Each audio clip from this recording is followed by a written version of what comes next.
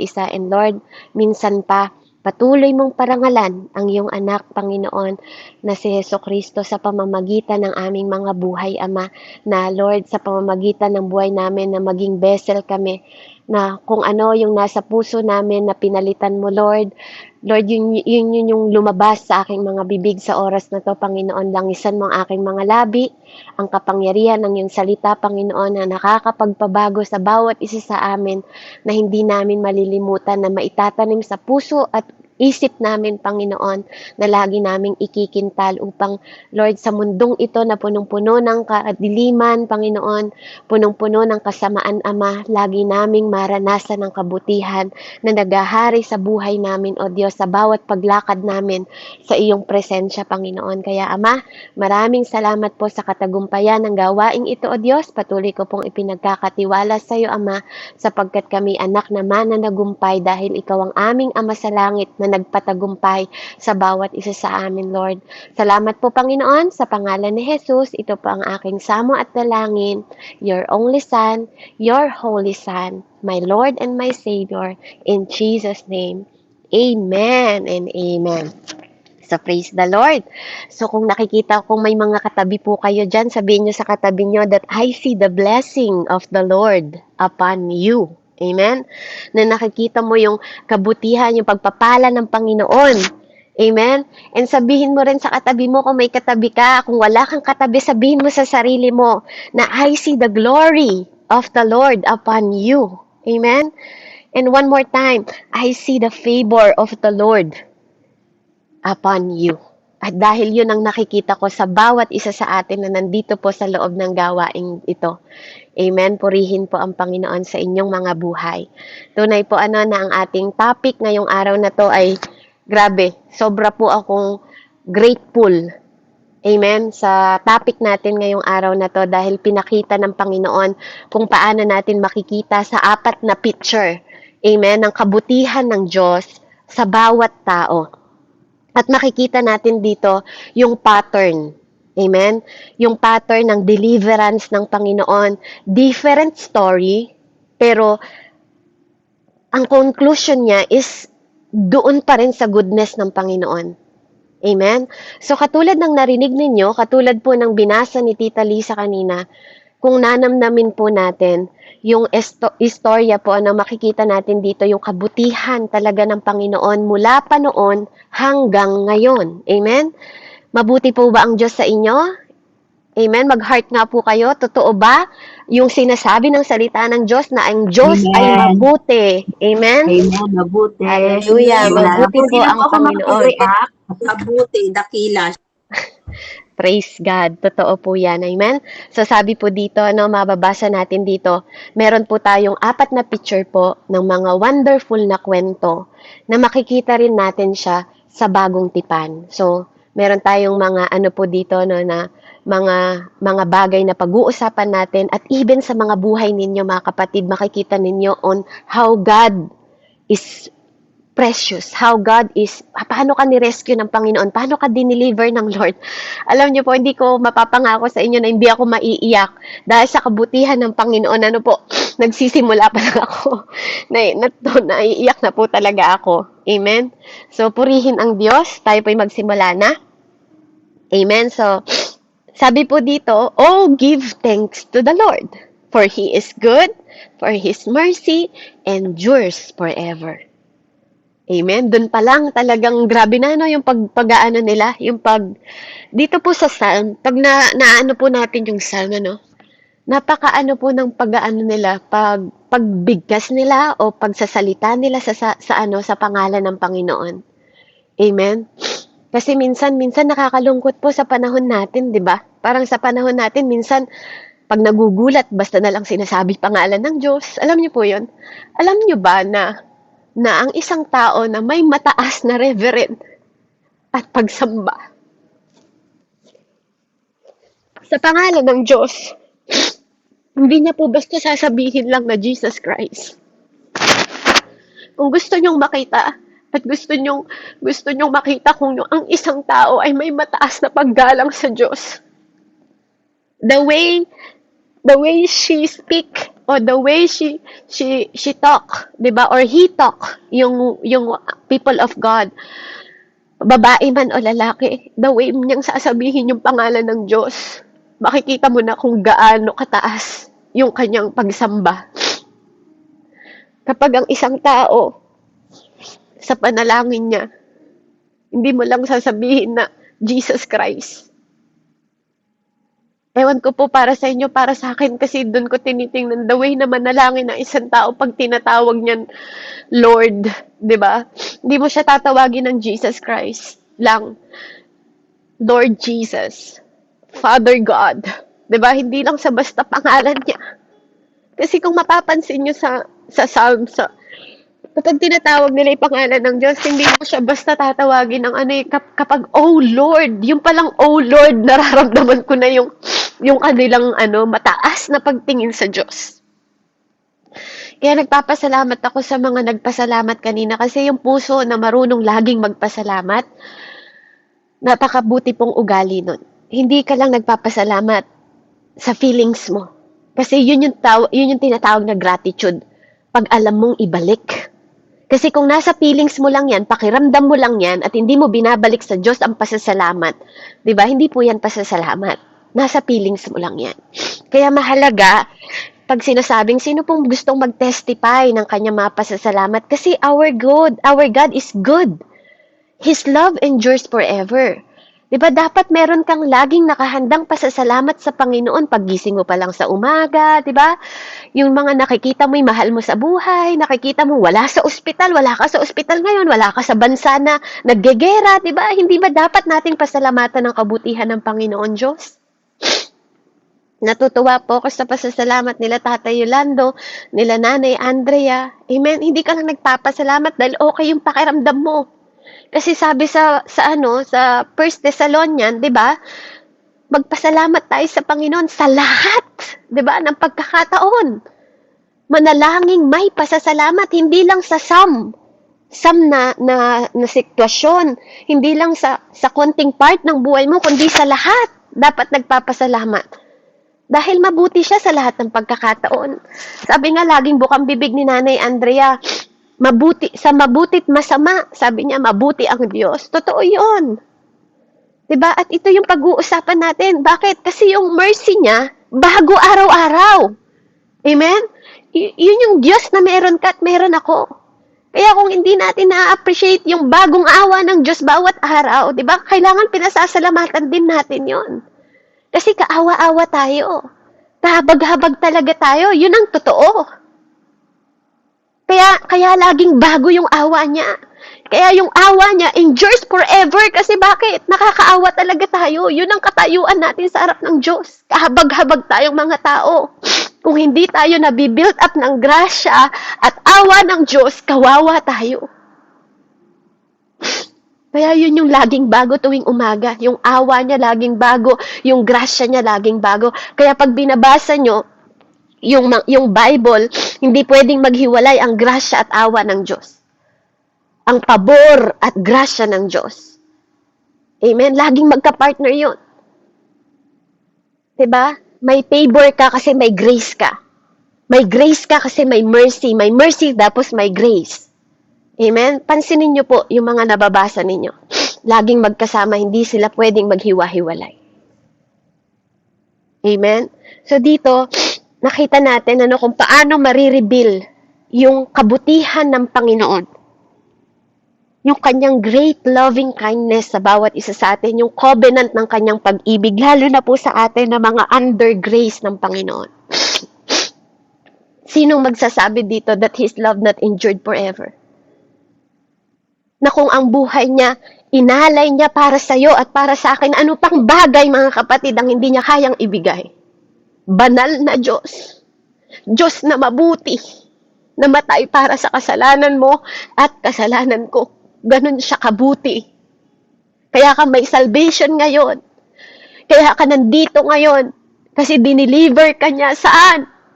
Saang banda ka niya dineliver? Amen? Kaya walang magsasabing hindi mabuti ang Diyos even sa mga bagay po at sitwasyon na naranasan natin. Kaya dito po sa verse 2 and 3, sabi niya daw, makikita ninyo kung gaano dinidelight nila. Kung paano yung mga tao, yung mga mananampalataya po, yung mga tao po, is makikita natin ginagather. Diba? At makikita natin dito kung paano sila ni-redeem. Let the redeem of the Lord say so. Sabi niya po sa verse 2 and 3. Ay, Jesus.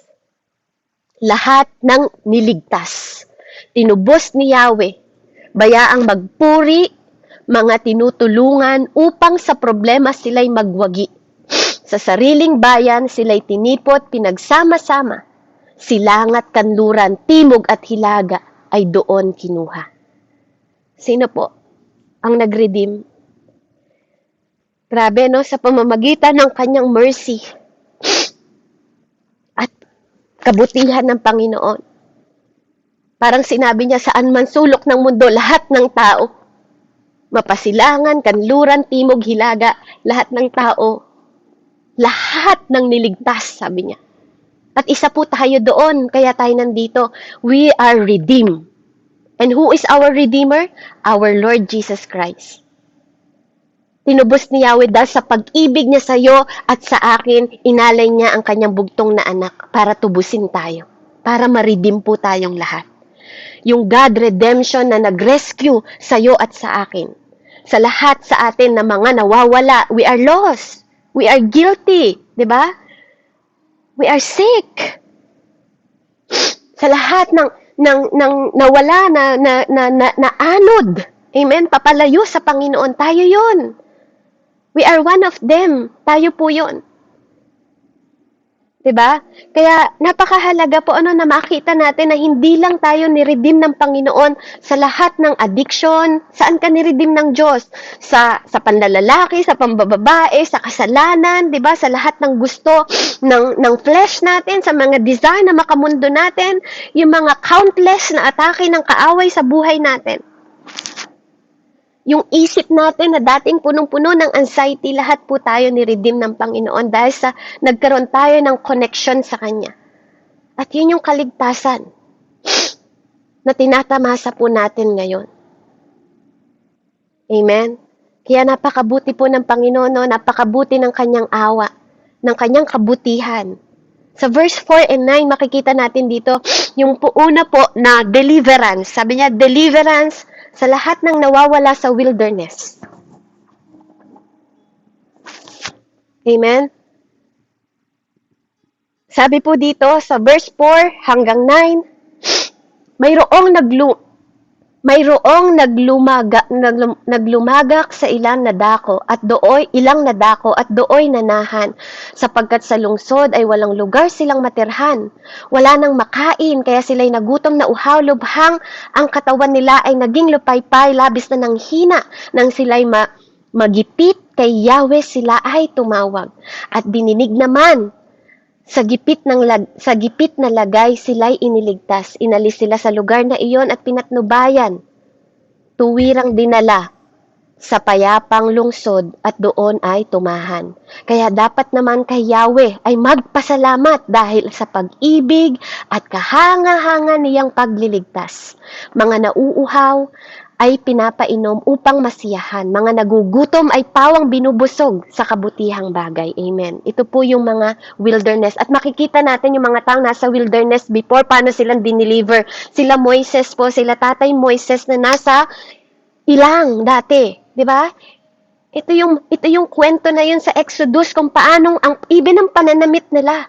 Even ang mga pagkain nila na alam niyo po, ang unang bakery sa langit, hindi dito sa mundo.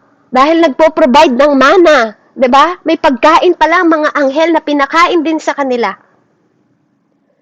Mayroon pang mga ulap, gano'n sila ka-special, na kapag naglalakad sila, nilililiman sila, pag nauuhaw sila, may inumin sila. Ganon ka-espesyal, 'di ba, yung kanilang naranasan sa pamamagitan ng deliverance na ginawa sa kanila ng Panginoon. Na even sila ay naging pasaway, 'di ba? Pare-pareho lang ang pattern. Yung pattern of deliverance ng Panginoon na ini-illustrate dito kung paano ang Panginoon ay nagliligtas. Makikita natin, una, may problema ang tao. 'Di ba? Hihingi sila ng needs nila sa Panginoon. Iiyak sila sa Panginoon. Hihingi ng awa sa Panginoon. At anong gagawin ng Diyos? Magbibigay ng awa ang Panginoon. At sa huli, pupurihin nila ang Panginoon. Amen? Yun po yung pattern. And even until now, hindi ba ganun din ang pattern natin? Lalapit tayo sa Panginoon. Hihingi tayo ng tawad sa Lord. Hihingi natin lahat ng kailangan natin sa Panginoon. Ano bang klaseng wilderness ang meron ka ngayon, kapatid? 'Di ba? Anong mga provision ang hinihingi mo? Anong pagliligtas? Anong inumin ang kailangan mo? Ano yung nagbubusog sa'yo? Lahat yun galing sa Diyos. Hinihingi natin sa Panginoon, even ang patnubay niya. Hinihingi natin. Even yung mga tahanan natin, gusto nating maging payapa kasi lahat ng kailangan natin, siya. Siya ang deliverer natin. Siya ang redeemer natin. Name it, kapatid, kung anong kailangan mo. Lahat ng yon, solusyon si Jesus. Lahat ng yon, ang Panginoon ang kailangan natin sa buhay natin. Kaya kung wala kang Panginoon, walang saysay ang buhay. At ito yung wilderness na to, yung isang klase ng istorya na nakita natin yung mga kahanga-hangang pagliligtas ng Panginoon sa kanila. Talagang kahanga-hanga. Yung pananamit nila, yung hindi sila nagugutom, yung pagbiyak ng dagat sa wilderness na walang daan, nilalagyan ng daan ng Diyos because God is the way. He is life. Hindi natin pwedeng sabihin, He is life, tas ginugutom tayo ng Diyos na yon. Kaya dapat lang na ibalik natin. 'Di ba? Na pagkatapos silang binigyan ng pangangailangan nila, tutugon ng Panginoon dahil sa habag ng Diyos at awa sa atin. At tayo ay magpupuri sa Diyos. Amen? Hallelujah. Sa verse 10, sabi po dito,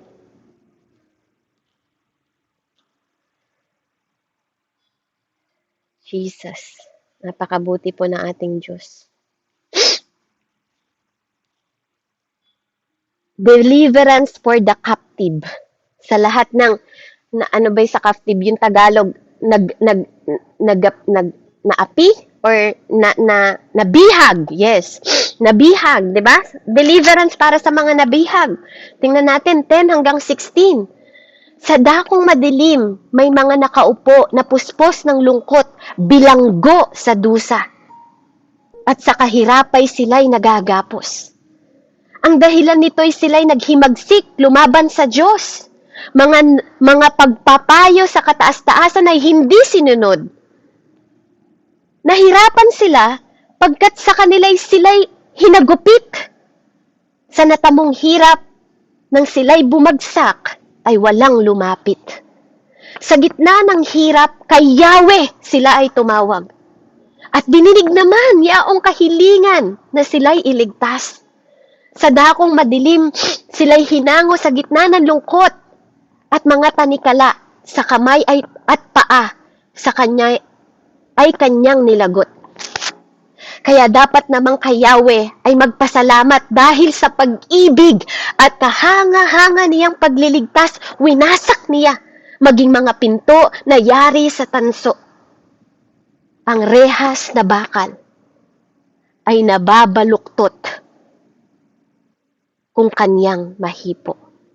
Deliverance ng mga captive, ng mga nabilanggo, ng mga, di ba? Deliverance. Saan ka nakakulong ngayon, kapatid? Maaring hindi ka prisoner, 'di ba? Pero saan ka nakakulong ngayon? At ito dito makikita natin na sinasabi dito, sometimes sarili natin ang may kasalanan kung bakit tayo may nagkahihirap, kung bakit tayo nagkakaroon ng mga tanikala sa kamay natin at paa.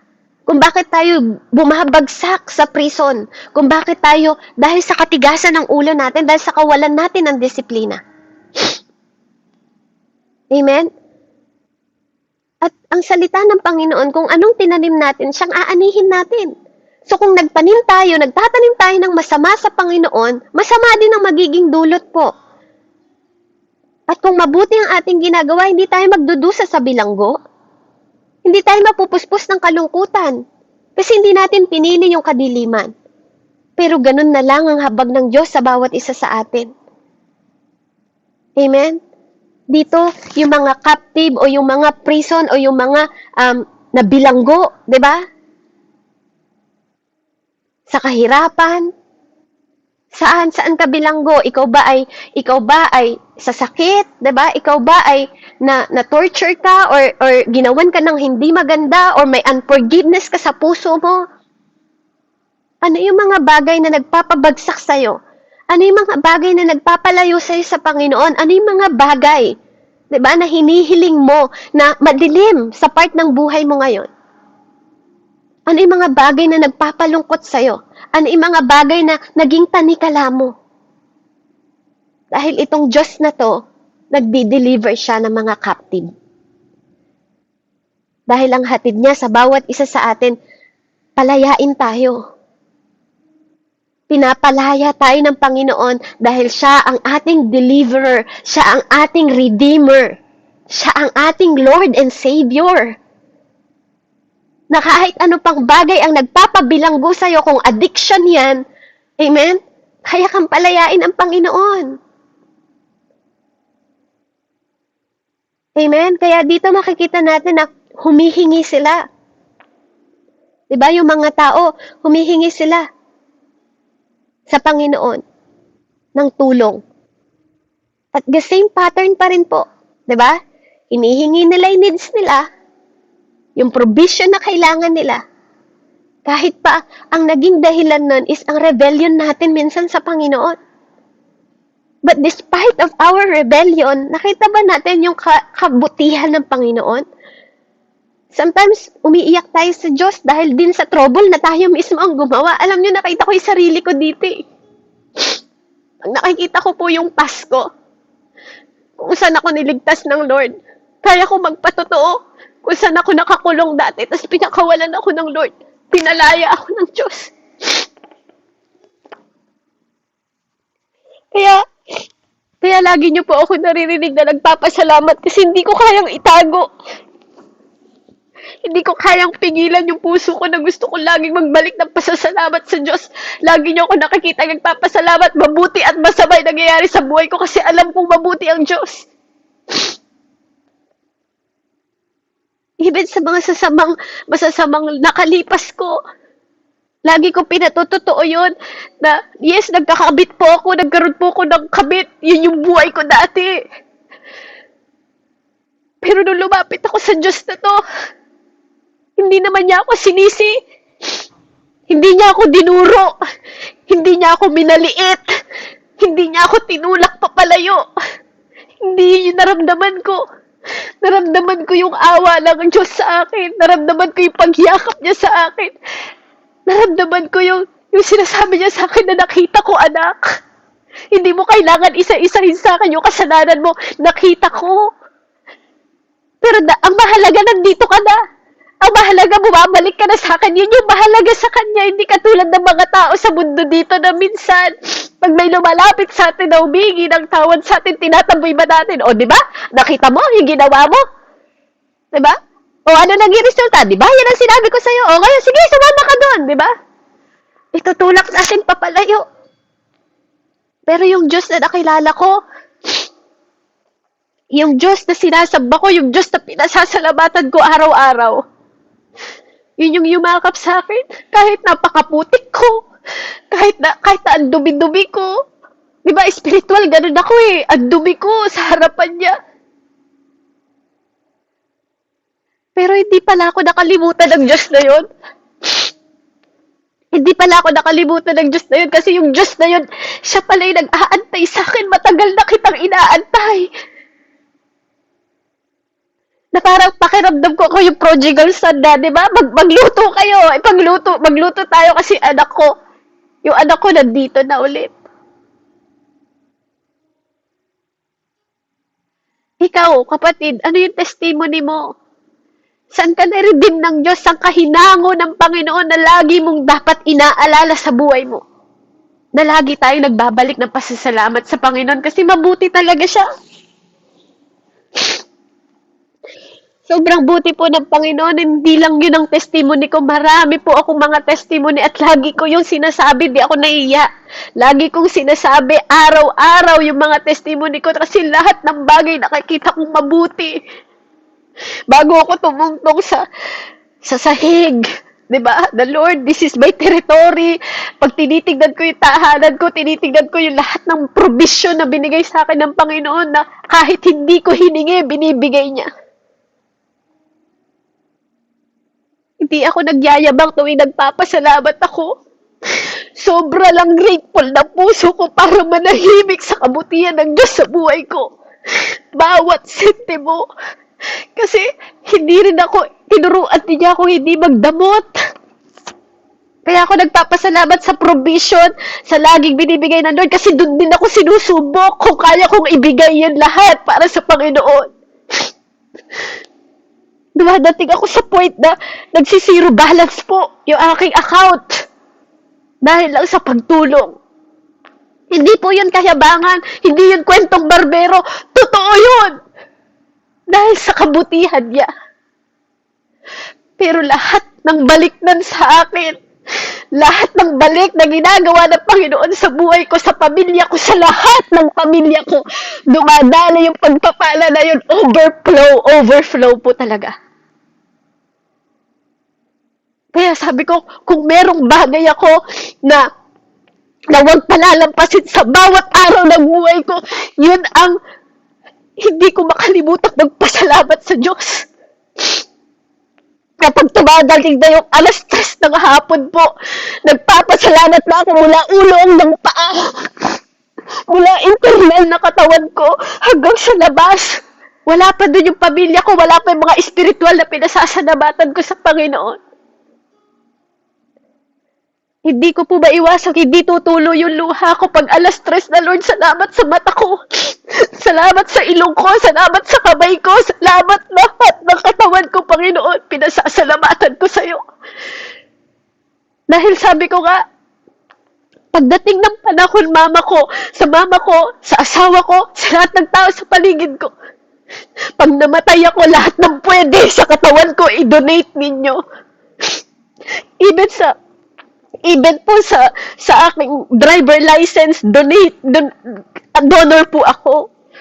Lahat ng pwede sa akin, sabi ko sa mama ko, sabi ko sa asawa ko, huwag niyong papabayaan na mabulok yung mata ko. Huwag niyong papabayaan na masira lang, uudin yung buong katawan ko, mama. Ibilin niyo sa asawa ko. Sinasabi ko po sa asawa ko, kaya donor ako hanggang ngayon. Huwag niyo hahayaan na susunugin niyo yung katawan ko, i-cremate niyo lang, na hindi niyo i-donate lahat ng pwede sa katawan ko. Kasi gusto ko na hanggang kamatayan ko, maibigay ko pa rin kung ano yung binigay sa akin ng Panginoon. Gusto kong itulong sa kailangan ng puso, sa kailangan ng kidney, kaya even ang health ko, inaalagaan ko. Even ang pagkain ko, inaalagaan ko. Inaalagaan ko yung physical na katawan ko kasi ito yung vessel ng Diyos. Kasi pag hindi nyo inalagaan, pag di natin inalagaan yung ating physical na katawan, paano na tayo maglilingkod sa Diyos kung meron tayong mahinang katawan? Kaya lahat binabalansi ko, sinisikap ko, hinahakbangan kong maging balansi sa buhay kasi gusto kong mapaglingkuran yung mabuting Diyos na yun. Sa lahat ng kaparaanan, sa lahat ng pagkakataon. Kahit nakasama yung bulsa ko, katawan ko, kaluluwa ko, Lord, saang banda? Saang banda pa kita pwedeng paglingkuran yung bahay ko? Ginagawa kong Bible study ng mga kasama ko sa Bible study kasi gusto ko lahat ma-serve ko sa Kanya. Lahat ng meron ako, lahat ng pwede kong ibigay. Kasi lahat ng meron ako galing sa'yo.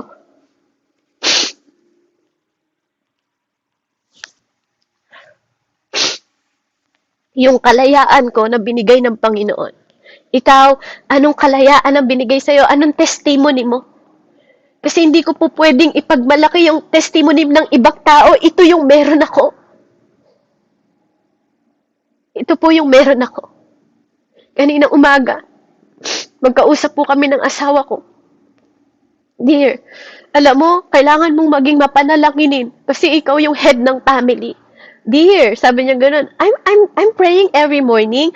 Nagpapasalamat nga ako sa lahat ng mga pagpapala ng Panginoon sa akin, even sa bagong trabaho ko, even sa iyo, nagpapasalamat ako, binigyan ako ng asawa, binigyan ako ng anak, binigyan ako ng pamilya ng Panginoon. Sabi niya, nagpapasalamat ako sa mga anak mo kasi ang babait ng mga anak mo. Alam niyo yung gano'n, nagpapasalamat ako sa magulang ko. Sabi niya gano'n. Sabi ko, oo, dapat ko magpasalamat kasi ako din hiling ng hiling sa Diyos. Sabi ko naman sa kanya, o sige, sabi niya kanina umaga, ikaw yung hihingi, ako naman yung magpapasalamat. Agree? Sabi niya, deal? Sabi niya gano'n sa akin. Oo, sige. Sabi ko naman. And kanina umaga, tumawag po yung biyanan ko na nakita nga daw niya naglalakad na yung anak ko si Siana. Alam niyo po, narinig ko sa bibig ng biyanan kong babae, praise the Lord. Sabi niya, I'm so grateful to the Lord. Alam niyo po, yung ganun na naririnig ko sa kanila, inside ko, alam niyo, ang taba ng puso ko, grabe, lumalaki, gusto kong lumabas yung puso ko. Kasi pakiramdam ko, lahat ng yun, na mga bagay na hindi ko naririnig dati sa kanila, ngayon naririnig ko. At nagpapasalamat ako sa kabutihan ng Panginoon. Kasi natutunan nilang magpakumbaba sa Diyos. Natutunan nila na magpasalamat sa Panginoon. Natutunan po nila na dahil sa anak ko na laging nagpa-praise the Lord. Sa pamamagitan ng anak ko, di ba po, natutunan namin lahat na maging grateful sa Diyos. At naniniwala ako, bawat isa sa inyo may mga grateful testimony din kayo na lagi ninyong pinapasalamatan sa Panginoon dahil siya ay mabuti, ang awa niya ay walang hanggan. Same pattern po. Sinabi nila yung kanilang needs. Amen? Nahabag ang Panginoon sa kanila at nagpuri sila bandang huli dahil niligtas sila ng Panginoon. So, yung pattern ng deliverance, kabutihan ng Diyos. Sa verse 17 po and 22, may nangagkasakit. Ito naman po, deliverance for those sick and near death. Amen? May nangagkasakit dahil sa kanilang likong pamumuhay. Dahil sa pagsuway, ang dinanas nila ay mga kahirapan. Anumang pagkain na makikita nila ay hindi na magustuhan. Ano pat sa anyo, hindi na magluluwat ang kanilang buhay. Sa ganitong lagay, sila ay tumawag kay Yahweh. Tinulungan sila at sa kahirapan, sila ay tinubos. Saan po? Tumawag ulit kay Yahweh. Amen? At ano po? Sa kahirapan, sila ay tinubos ulit ng Panginoon.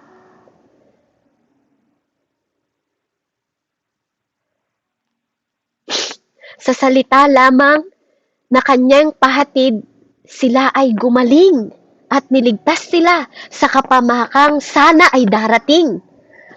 Kaya't dapat namang kay Yahweh ay magpasalamat dahil sa pag-ibig at kahanga-hanga niyang pagliligtas. Dapat ding dumulog na dala ang handog ng pasasalamat. Lahat ng ginawa niya ay ibalita, umawit sa galak. Diba? Magpuri, sabi niya. Diba? Lahat ng sakripisyo, lahat, let them sacrifice. Magsakripisyo daw tayo. The sacrifice of thanksgiving. At i-declare down natin yung work ng Panginoon and mag-rejoice tayo. Ganun ba tayong nagbabalik ng pasasalamat sa Panginoon? Sa mga may sakit po, hindi ko po sinasabi na lahat ng may sakit ay dahil sa kanilang kasalanan. Pero dito po sa ating verse na pinag-uusapan, yung mga nangagkasakit po dahil sa likong pamumuhay. So, talaga pong may mga tao na nagkakasakit dahil sa walang disiplina o liko din na pamumuhay. Amen? Kasi ito yung ginagamit sa kanila ng Panginoon. Ito yung kaparaanan ng Diyos dahil sa pagsuway nila, hindi po dahil gusto ng Diyos, dahil sila ay sumaway. Kaya nagdanas ng kahirapan, pero hindi ko po sinasabi na lahat ng may sakit ay dahil sa kanilang likong pamumuhay. Hindi ko po sinasabi yon. Ito lang po, yun nandito sa kapahayagan. Amen? Dahil sabi din naman ng Bible, hindi lahat ng sakit ay nagmula sa Panginoon. Pero ang pinag-uusapan po natin dito, ang deliverance po ng may mga sakit, saan po natin makakita ang kagalingan? Sa Panginoon pa rin. Amen? And sometimes, even we don't have the physical sickness, meron tayong mga spiritual sickness na dadala sa atin sa kamatayan, na pwede nang mamatay ang ating spiritual na buhay. Pero nililigtas tayo ng Panginoon. Dahil ito pong pinag-usapan, deliverance for those sick and near death. Sa mga taong malapit ng mamatay, naghihimala ang Panginoon. At tayo, spiritually, when we talk spiritually, diba? Meron din tayong mga direction ng buhay natin. Amen? Na ang bottom line natin, niligtas tayo ng Panginoon. Yung mga affliction natin, yung mga paglabag natin sa Panginoon, na pwedeng magbigay sa atin ng kamatayan. Spiritual. Niligtas din po tayo ng Diyos. Amen? Kasi bakit? Kapag ikaw ay walang appetite, di ba? Wala daw ditong appetite sa pagkain. Ayaw mo kumain ng milk or karne na nagsisimbolo ng salita ng Panginoong Diyos. Itong mga tao na to, pag hindi tayo, di ba? Nung hindi tayo kumakain ng salita ng Panginoong Diyos at wala tayong gana sa salita ng Diyos, nandun na rin po tayo, near to death tayo talaga. At lahat tayo, sabi nga ni Pastor Nilo, we are all candidates sa impyerno. Pero because of God, na nagbigay ng new life, na born again tayong lahat, niligtas na tayo sa kamatayan, spiritual. Hindi lang po sa physical na kamatayan, even sa spiritual natin, sa lahat ng mga kainaan natin, hindi lang sa bodily pain, sa mga weaknesses natin. Amen? He looked for us. Diba? Binibigyan niya tayo ng appetite na kumain ng salita niya. Binibigyan niya tayo ng appetite na lumuhod sa harapan niya dahil He want us to deliver us. Lahat tayo gusto niyang ma-redeem, kung pwede lang lahat ma-redeem niya. At yun ang nakalaan sa lahat ng tao, pero their choice. Diba? Pag pinili nilang lumayo sa Panginoong Diyos, kung gusto nating ma-healed, the power of God, yung word ng Panginoon na nagre-remind sa atin many times, sinabi ni Jesus sa kanyang people, di ba?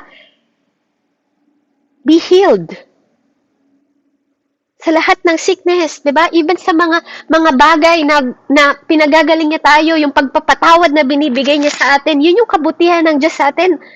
Di ba? Dapat sinasama natin sa prayer natin, Lord, thank you for salvation, thank you for deliverance. Diba? Thank you for delivering us sa lahat ng distraction sa buhay na to. Pero ng mga bagay na niligtas niya, kahit parating pa lang. Diba sabi dito? Parating pa lang. Nililigtas na sila ng Panginoon.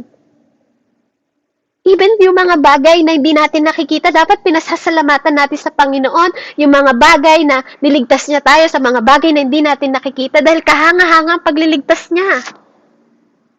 Amen? So, dito po sa deliverance ng may sakit, spiritual man yan o bodily pain, ang Diyos pa rin po ang magliligtas. He sent His word and healed them. Tayo yun.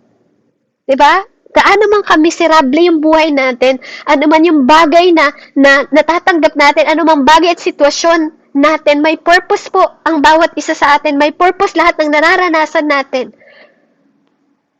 And even yung mga kasakitan na yan, spiritual man o hindi, meron po tayong Diyos na dapat nating i-consider at pasalamatan na magko-comfort sa bawat isa sa atin, diba? In order to save us, to send us His word. Kaya nandito tayo ngayon, nag-aaral tayo. Kasi para makita natin yung goodness ng Panginoon niya yun, yung sovereignty niya. Amen? Yung kung paano niya tayong sineshape. Dahil sa pamamagitan ng mga salita niya na naririnig natin, yung Holy Scripture, yung pinipreach ng bawat servant of God na naririnig natin. Diba? I-proclaim mo din, sabi niya. Ipatotoo mo, sabihin mo, mag-rejoice ka at sabihin mo sa lahat ng tao yung kabutihan ng Diyos na yun sa'yo. I-encourage mo sila. Kasi your testimony pwedeng maging testimony sa ibang tao din. Ikaw ang nakatagpo sa katotohanan. Ikaw ang magbahayag ng katotohanan. Magalak ka. Huwag mo ikahiya ang salita ng Diyos. I-encourage mo yung ibang tao na lumapit sa Panginoon, magpasalamat sa Diyos dahil dineliver ka. 'Di ba? At pagpapala rin yun sa pamilya mo. Dahil ang isang nananampalataya po ako at naniniwala ako sa Panginoon. As for me and my house, we will serve the Lord. Naniniwala po ako doon. Na hindi papayag ang Panginoon na hindi maligtas ang pamilya ko. Dahil kung nasaan ako, nandun yung grasya at awa ng Diyos. Nasaan ka, nandun ang grasya at awa ng Panginoon sa buhay mo. I-encourage natin yung mga tao sa paligid natin. Ipakita natin yung kakaibang liwanag at asin natin sa mundong ito. Magalak tayo na nagpapatotoo ng mga pasasalamat natin. Hindi yung nililihim natin. 'Di ba? Yung mga dapat natin pinasasalamatan sa Diyos, kinikip mo lang sa sarili mo. Hindi, ipahayag mo yan. Mag-rejoice ka at ipamalita mo, umawit ka sa galak sa pasasalamat sa Diyos.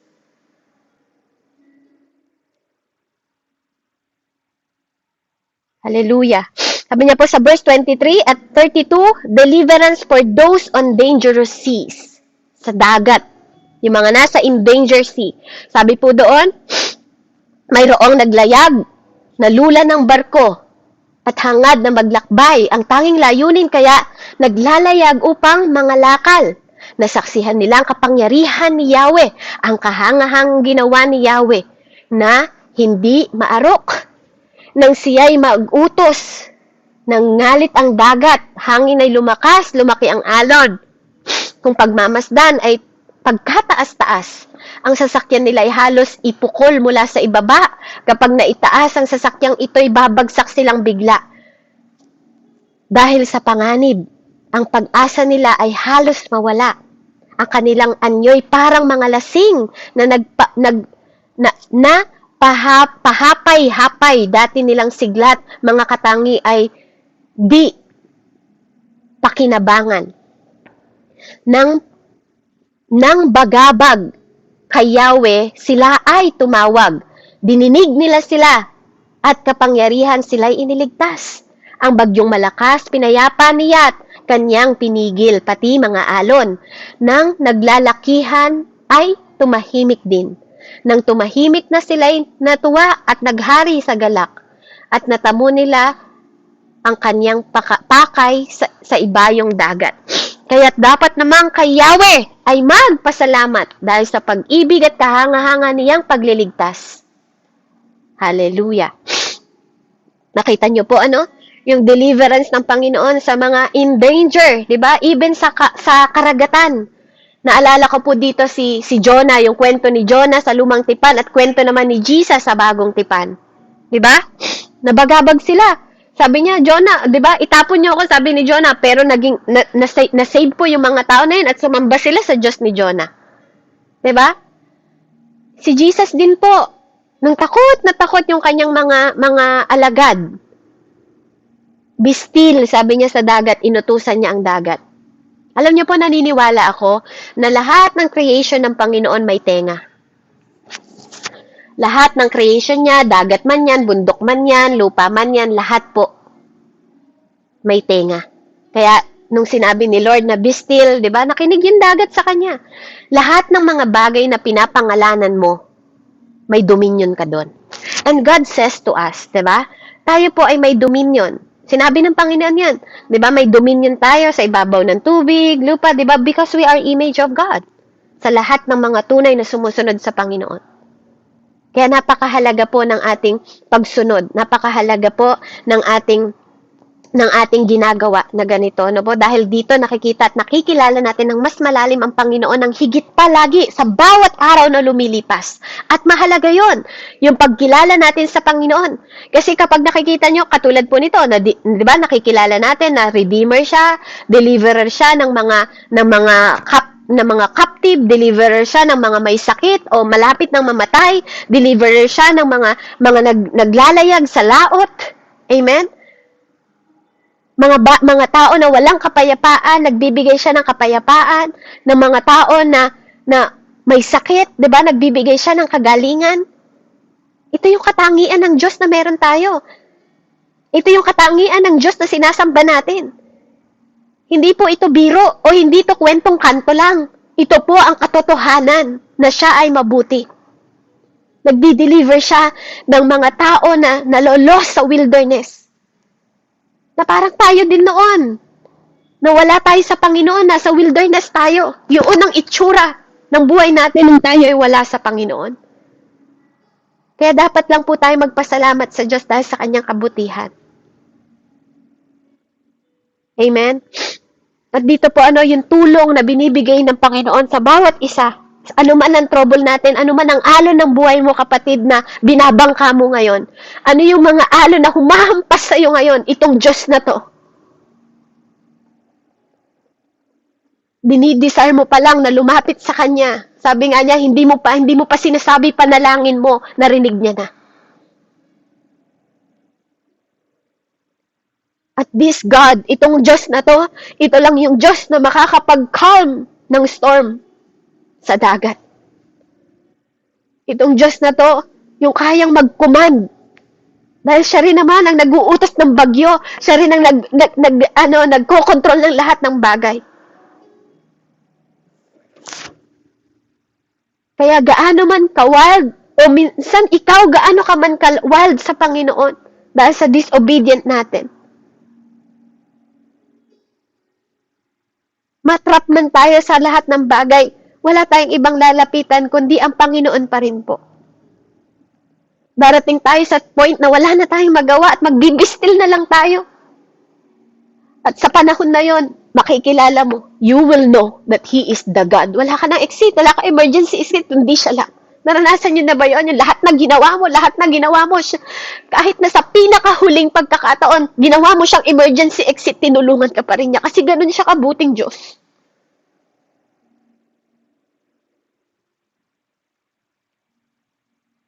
Kaya, let's encourage one another po. Lahat ng tao na magpasalamat sa Diyos na to. Huwag tayong mahiya, huwag tayong matakot. Kasi He did good, wonderful work sa buhay natin. We should praise Him kasi karapat-dapat siya doon.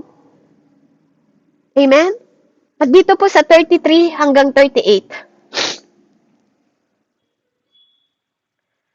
Nagawa niyang tuyuin ang ilog na tulad ng ilang, maging ang batis, at nagagawa rin niya ang parang lupang tigang, ang lupang matataba, kung kaya'y kanyang ibigay nawawalang saysay dahil sa sama ng mga nilikhay dooy nananahan. Kahit naman ilang na nagagawa nilang matabang lupain, nagiging batisan, sagana sa tubig at ang tuyong lupain. Sa lupaing iyon, ang mga nagugutom doon dinala, ipinagtatayo ng kanilang lungsod at dooy titira. Sila'y nagbubukid, nagtatanim, sila'y ng mga ubasan, umaani sila ng saganang bunga sa lupang taniman. Sila'y pinagpalat, lalo't pinarami ang kanilang angkan, at dumarami pati ang baka sa kanilang kawan. Kapag pinahiya ang bayan ng Diyos, ay nalupig sila. Ang bansang sumakop na nagpapahirap at nagpaparusa, sila'y susumbatan nitong Panginoon. Ang kanyang gagawin, ikakalat nila na hindi kilalang malayong lupain, ngunit itataas ang nangagdurusat, laging inaapi, na parang kawan, yaong sambayanan nila ay darami. Nakikita ito ng mga matuwid, kaya nagagalak, titikom ang bibig ng mga masama at taong pahamak. Kayong matalino, ang bagay na ito'y inyong unawain. Pag-ibig ni Yahweh na di kumukupas ay inyong tanggapin. Amen? So nakita po natin dito yung goodness ng Panginoon. Nakikita natin yung transformation, 'di ba, na ginagawa niya sa mga taong lumalapit sa kanya. Yung provision na binibigay ng Panginoon sa mga taong lumalapit sa kanya. So nakita po natin yung iba't ibang klase po ng pagliligtas na ginawa ng Panginoon. Isang pattern lang. Sinasabi nila sa Diyos kung anong kailangan nila. Pinakikinggan sila ng Diyos dahil sa good and mercy ng Panginoon at nagpupuri sila sa Diyos. Amen? 'Di ba? Nakita natin sa 4 na illustration ng kwento na to, yung mga tao na namumroblema at nililigtas ng Diyos, nananalangin sila sa kanilang problema, 'di ba? Yung mga tao na binibigyan ng Panginoon ng provision sa kanilang mga problema at sa kanilang mga prayer, 'di ba? And men na nagpe-praises sa Panginoon kasi nagre-respond ang Diyos dahil sa mga problemang sinabmit nila sa Lord sa pamamagitan ng panalangin na tinugon ng Panginoon dahil sa kanyang kabutihan. At through this pattern, makikita natin yung repetition, even sa buhay natin, yung paulit-ulit, even sa buhay natin ngayon. Same. Sa mga Israelita noon, yung mga kapahayagan sa dulo na to is about sa mga Israelita. Diba? Binibigyan pa rin sila, pinagtatanggol pa rin sila ng Panginoon. Binabangon pa rin sila ng Panginoon kahit paulit-ulit din po ang kanilang paglapastangan, paglabag, diba? Paggawa ng kasalanan, at ganun din tayo. Kaya dapat tayo nagpapasalamat sa Panginoon. Kasi dito pinapaunawa lang sa atin that this is how God's like. Yung goodness niya, yung faithfulness niya, yung loyalty niya, yung honesty niya, yung powerful na kapangyarihan niya, yung sovereignty niya, yung in control niya. Amen? This is what God does. Ito yung ginagawa ng Diyos sa atin because this is what God is. Ito yung Diyos na meron tayo. Pinapakita niya sa atin kung gaano siya kabuti. Kahit hindi tayo karapat-dapat at hindi tayo deserving. Andun yung awa niya, andun yung goodness niya sa atin. Para malaman natin on how to walk. Para malaman natin kung paano mag-respond sa Kanya. Lahat ng may pasasalamat, may petition, di ba? At pasasalamat, request at pasasalamat sa Kanya. Sasabihin natin problema natin, magre-respond ang Diyos sa prayer natin, di ba? At magpupuri tayo sa Diyos more and more and more. Ano man yung kailangan natin, andun ang mercy at habag ng Panginoon, ang kabutihan niya, laging handa. It will endure forever. Walang katapusan. Because that is Him. He is good God.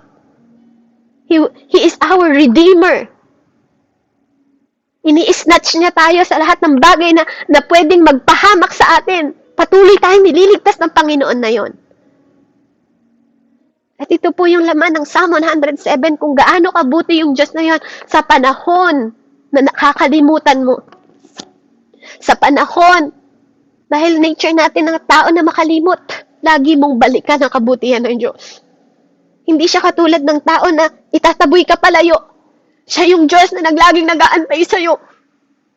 Kung paano ka magpupuri sa Kanya, kung paano ka hingi ng tawad, hindi ka niya nakakalimutan. Walang ama na nakakalimot sa kanyang anak. Sabi nga, kung ang masamang ama nagbibigay ng mabuti sa anak, ako pa ba na Diyos sa langit? Kaya purihin po ang Panginoong Diyos. Huwag nawa nating kalimutan yung pag-ibig ng Panginoong Diyos, yung awa niya na bago araw-araw para sa iyo at para sa akin. Kung saan ka dideliver ng Diyos, name it, kapatid. Kasi ano man ang bagay na problema mo, lahat ng pangalan ni Jesus, solusyon. Kaya naniniwala ako, ang buhay mo sa mundong ito, solusyon din para sa ibang tao. Yung testimony mo, solusyon para sa ibang tao. Kaya mag-rejoice ka at magalak, ipahayag, isigaw mo sa buong mundo. Dahil wala nang bagay, hindi kayang ibigay ng Diyos sa'yo. Kung yung pinakamamahal, banal, natay sa isang anak niya, namatay para sa kasalanan mo, para lang magkaroon ka ng buhay na walang hanggan. Wala nang bagay na hindi niya kayang ibigay sa'yo. Lahat ng pagsubok natin, lahat ng pinagdadaan natin, lahat ng alon natin, lahat ng hampas ng panahon sa atin. May Diyos po tayo na magre-redeem, magdi-deliver, magse-save, magko-comfort at tutulong sa atin. Purihin po ang Diyos. Let's pray. Heavenly Father, salamat po, Ama. Purihin ka dakilang Diyos sa pinakamataas na pagsamba.